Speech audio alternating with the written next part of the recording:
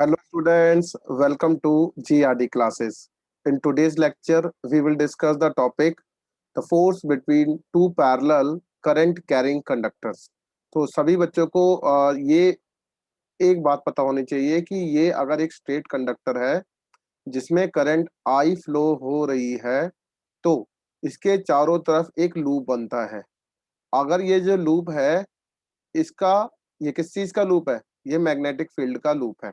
ठीक है, तो जो मैग्नेटिक फील्ड होगी किसी भी पॉइंट पर, अगर मैं इस पर्टिकुलर पॉइंट इस पी पॉइंट पर मानना चाहता हूँ कि इस पी पॉइंट पर कितनी मैग्नेटिक फील्ड है, तो इस मैग्नेटिक फील्ड की डायरेक्शन जो होगी वो इनवर्स डायरेक्शन दिखाएगा। अगर मैं इस क्यू पॉइंट पर देखना चाहता हूं कि कितनी मैग्नेटिक फील्ड है, किस डायरेक्शन में है, तो इस क्यू पॉइंट पर जो मैग्नेटिक फील्ड की डायरेक्शन होगी वो बाहर की तरफ होगी, इस तरीके से। ठीक है, तो क्योंकि ये हमने पढ़ रखा है एम्पियर्स लॉ में, एम्पियर्स लॉ के अकॉर्डिंग जो लाइन इंटीग्रल होता है मैग्नेटिक फील्ड का over a closed loop is equals to mu not times the total current threading the closed path की बराबर है। कहता है कि जो लाइन इंटीग्रल है ये डीएल है और ये भी स्मॉल एलिमेंट डीएल है। तो लाइन इंटीग्रल जब कर देते हैं इस पूरी लेंथ का जिसका रेडियस आर है, तो ओवर अ क्लोज लूप हम क्या निकाल रहे हैं? ये बी डॉट डीएल की value which is equal to mu not times the total current है, mu not times the total current की बराबर है। ठीक है, तो ये है हमारे पास किसी भी स्ट्रेट कंडक्टर का जब हम पी पॉइंट और क्यू पॉइंट पर मैग्नेटिक फील्ड फाइंड आउट कर रहे हैं तो एम्पियर्स के अकॉर्डिंग जो मैग्नेटिक फील्ड की वैल्यू है वो इतनी है। क्लियर?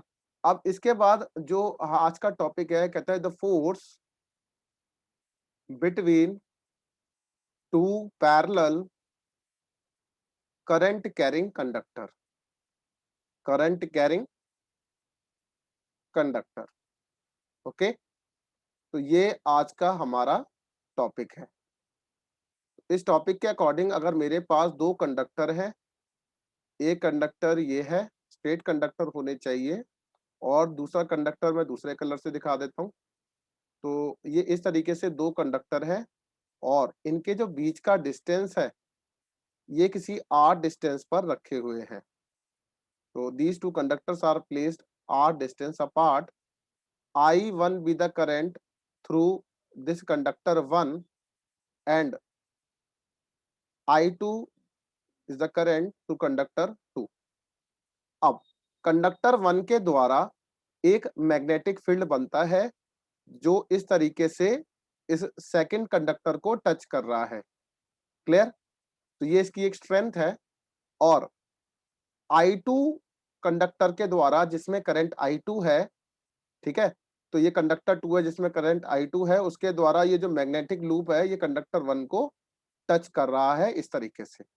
ठीक है, तो अब ये बात अगर क्लियर होती है तो ये जो पर्टिकुलर पॉइंट है P, तो ध्यान से देखिए, ये कंडक्टर मैंने अगर XY बनाया है तो P पॉइंट जो है राइट डायरेक्शन में है और राइट डायरेक्शन में जो मैग्नेटिक फील्ड की एरो है वो अंदर की तरफ है। सिमिलरली ये कंडक्टर 1 है, ये किसी आर डिस्टेंस पर P पॉइंट पर अगर मैं मैग्नेटिक फील्ड निकालता हूं तो उसकी जो एरो होगी वो कितनी होगी? ये इनसाइड डायरेक्शन में होगी, इनवर्ट्स। तो ये जो मैग्नेटिक फील्ड बनेगा B1 बनेगा। मैग्नेटिक लूप क्या है? ये B1 है जो कंडक्टर 1 के द्वारा जिसमें करंट I1 फ्लो हो रही है वो बना रहा है। अब ये पॉइंट मैंने Q मान लिया, तो Q पॉइंट बेसिकली ये बताता है कि कंडक्टर 2 में जो करंट I2 फ्लो हो रही है किसी आर डिस्टेंस पर, इसके द्वारा जो मैग्नेटिक फील्ड का एरो है वो बाहर की तरफ है। This represent B2। ओके, अब लॉरेंट्स के अकॉर्डिंग जो हमारा लॉरेंट्स का फ्लेमिंग्स लेफ्ट हैंड रूल है उसके अकॉर्डिंग करंट जो है अपवर्ड डायरेक्शन में है I1। Okay, magnetic field inverts है तो फोर्स की डायरेक्शन इस तरफ होगी। तो force on two due to 1 लग रहा है। सिमिलरली अगर क्यू पॉइंट पर मैं फोर्स की डायरेक्शन देखता हूं तो वो भी इनवर्ट्स होगी, तो फोर्स 1 पर लग रही है 2 के द्वारा। अब 1 बाय 1 अगर आपको ये फिगर क्लियर हो जाती है क्योंकि लॉरेंट्ज के लेफ्ट हैंड रूल के अकॉर्डिंग थंब जो रिप्रेजेंट कर रहा है वो फोर्स है, this represent magnetic field B and the second finger represent current I और वेलोसिटी v। इस तरीके से हमारा फ्लेमिंग्स का लेफ्ट हैंड रूल है और लॉरेंट्ज रिलेशन है, तो इसके बीच में एंगल थीटा बनता है। क्लियर? तो अब मैं वन बाय वन बताता हूं। कहता है for conductor one, conductor one की बात करते हैं सबसे पहले। तो कंडक्टर वन के लिए यहां पर कहता है if I1 is the current through conductor one, then magnetic field जो बनेगा, then magnetic field through conductor one at point, कहां पर निकाल रहे हैं, P पॉइंट पर हम निकाल रहे हैं, that is B1 which is equal to mu naught I1 divided by 2 pi R। अब R जो डिस्टेंस है ये दो कंडक्टर के बीच का डिस्टेंस है, तो ये B1 हमें वैल्यू मिल गई। अब फोर्स निकालते हैं। अब फोर्स और that is for F21 which is equal to force on 2 due to 1 जो निकल रहा है इस P पॉइंट पर, that is BIL sine theta की बराबर। अब P पॉइंट पर जो मैग्नेटिक फील्ड है वो B1 है, इनवर्ट्स, यहां पर क्रॉस बना लिया। Q पॉइंट पर जो है वो आउटवर्ड्स डायरेक्शन में।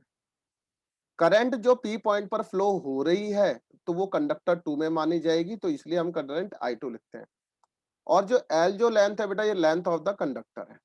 ठीक है, तो यूजिंग इक्वेशन वन, अब मैं इक्वेशन वन से क्या लिख सकता हूं, force on 2 due to 1 which is equal to mu naught I1 I2 L sine theta divided by R, और you can say 2 pi R। ठीक है, तो ये मेरे पास अभी एक आइडेंटिटी आती है। क्लियर? अब थीटा की जो वैल्यू है वो बेटा 90 डिग्री है, क्योंकि मैग्नेटिक फील्ड, फोर्स और ये करंट पर ये वेलोसिटी जो है ये 90 डिग्री पर है, तो ये बन जाएगा mu naught I1 I2 L divided by 2 pi R। Clear? अब मैं कंडक्टर 2 की बात करता हूँ। कंडक्टर 2 में करंट कितनी फ्लो हो रही है बेटा, I2, इसके द्वारा मैग्नेटिक फील्ड B2 बन रहा है और फोर्स ऑन 1 ड्यू टू 2 लग रही है। सेम केस करना पड़ेगा हमें। ये इक्वेशन मैंने मान ली इक्वेशन नंबर 2। अब क्या बात कर रहे हैं फॉर कंडक्टर 2 की। कंडक्टर 2 की जब हम बात कर रहे हैं तो कहता है I2 is the current through conductor 2, then magnetic field जो मिलेगा बेटा वो मिलेगा B2 which is equal to mu naught I2 divided by 2 pi R। This is my equation number 3। Okay, then जो हमारे पास जो फोर्स की वैल्यू है, फोर्स ऑन 1 ड्यू टू 2 मिलेगा। मैंने फॉर्मूला बताया BIL साइन थीटा की बराबर। अब थीटा की वैल्यू आपको 90 डिग्री लेनी है क्योंकि तीनों परपेंडिकुलर है। अब B जो है वो कितना है, B2। अब इस Q पॉइंट पर करंट जो पास हो रही है वो I1 है ना। इस तरीके से मैंने यहाँ पर I1 पुट कर दिया। अब थीटा की जगह हम साइन 90 लिख सकते हैं। तो फोर्स ऑन 1 ड्यू टू 2 जो मिलेगा, तो mu naught I1 I2 divided by 2 pi R L sine 90 को मैंने 1 लिख दिया। तो दिस इज माय इक्वेशन 4। तो मैंने क्या देखा कि जो using equation 4 second and fourth, using equation second and fourth, F12 जो है वो माइनस F21 के बराबर माना जाएगा, क्योंकि फोर्सेस कैसी हैं, फोर्सेस आर अट्रैक्टिव। अट्रैक्टिव क्यों है बेटा, देख लो, ये इस पॉइंट पर एरो इस तरफ है F12 की, और यहां से एरो F21 है। क्लियर? तो ये अट्रैक्टिव की निशानी है, ये याद रखेंगे। तो यहाँ पर ये इस तरीके से लिखा जाएगा। अगर ये क्यों आया, फोर्सेस आर अट्रैक्टिव, और किस लिए है, क्योंकि करंट की सेम डायरेक्शन है, current are in same direction. Okay, ये बात भी क्लियर हो गई।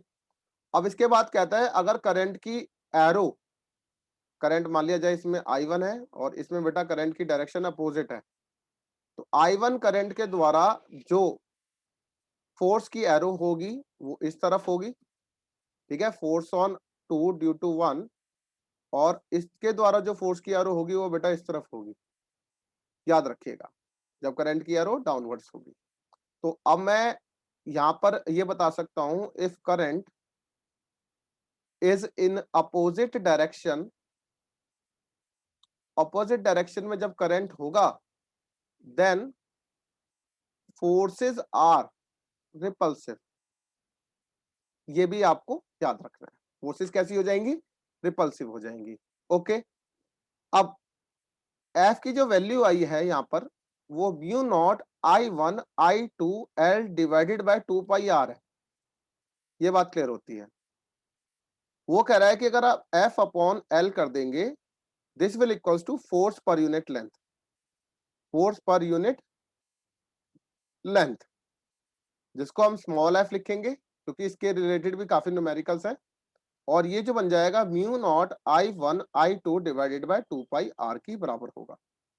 आई होप कि आज के लेक्चर में हमने जो डेरिवेशन करी है ये आपको क्लियर होती है। अगर कोई भी डाउट हो तो please contact on my number. Thank you very much.